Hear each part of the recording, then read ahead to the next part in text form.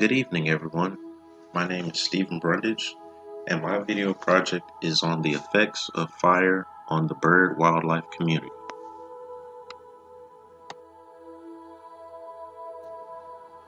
Throughout history, the planet has been shaped by fire. Often when we see a fire, especially today, whether it be in person or from our televisions, it is perceived as destructive. We know the effects it has on humans, but today I will explain to you all how birds are impacted and how exactly do they respond to fire.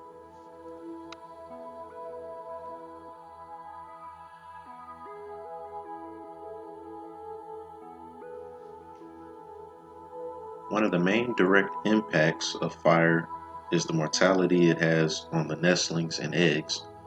A lot of ground bird species like the wild turkey or even the northern bobwhite are heavily affected. But however, a lot of this has to do with the timing of the fire as well.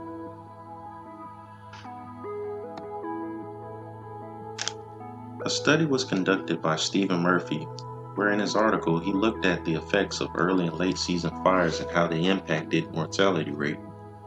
He noticed that amongst the red-backed fairy wrens of Australia that reproductivity output was very low following late dry season fires and resulted in their demise. His study provides support that the value of using early dry season prescribed burns limit those effects.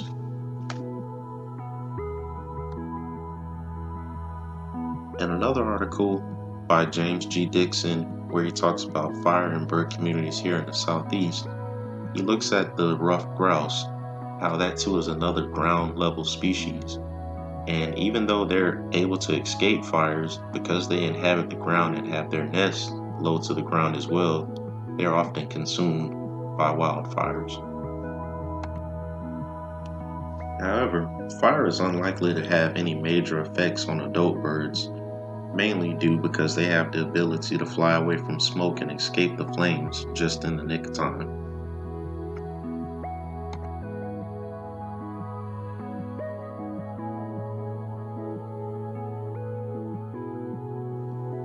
Severe fires create standing dead trees called snags, which benefit cavity nesting birds. Black-backed woodpeckers benefit greatly because of the many insects inside the snags. However, fire can consume down logs and some snags. Cavity sites for birds can be lost depending upon how intense a fire is as well as how dry the wood is. To reiterate on how snags can be both created and lost during fires, a study was done on the red-headed woodpecker in the sandhills and wet pines of flatwoods of central Florida. It was documented that more than 33% of the nest snags were created during past fires, and other minor habitat types in the study, 83% of nest snags were created by fire. However, later, prescribed fire later destroyed 50% of the nest snags in the wet pine flatwoods and 70% of the nest snags in the sandhills, but none in the other habitats.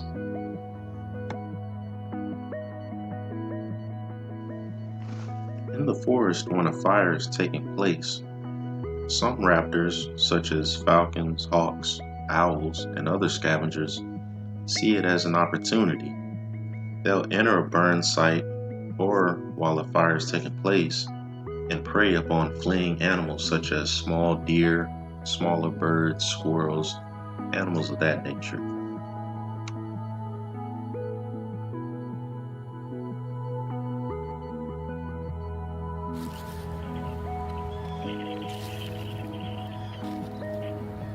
Short-term immigration takes place amongst birds because their initial habitat was destroyed by a fire.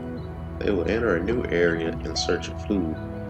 And as you can see in this footage, I was just trying to capture an example of, birds moving from one area into a new area. As you can see, you have mockingbirds and robins in this open field in search of food.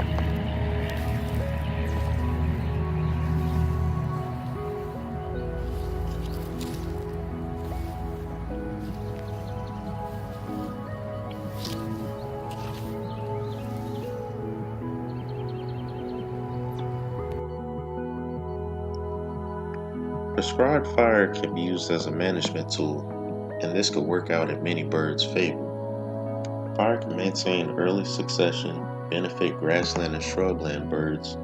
It can also limit encroachment of hardwoods into mid-story of forests, which benefit ground nesters a great deal. It can consume leaf litter layers and promote grasses and forbs in a forest understory.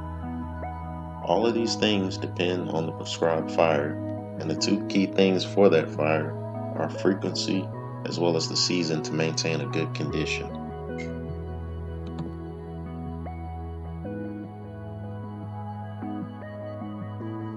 As I conclude with this video, I hope everyone found it enjoyable as well as informative as well. The main thing was to really see how fire plays a role and affects the bird wildlife community. Also, the main message is that fire really only has a short-term effect as opposed to a long-term effect on birds.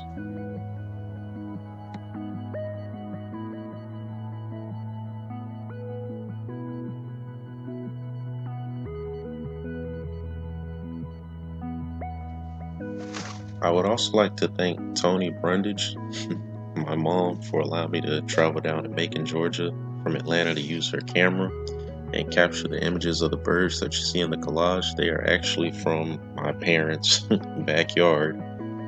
And the two areas that you see in the collage are from the Okmulgee National Monument in Macon, Georgia. That's where the Native American mounds are.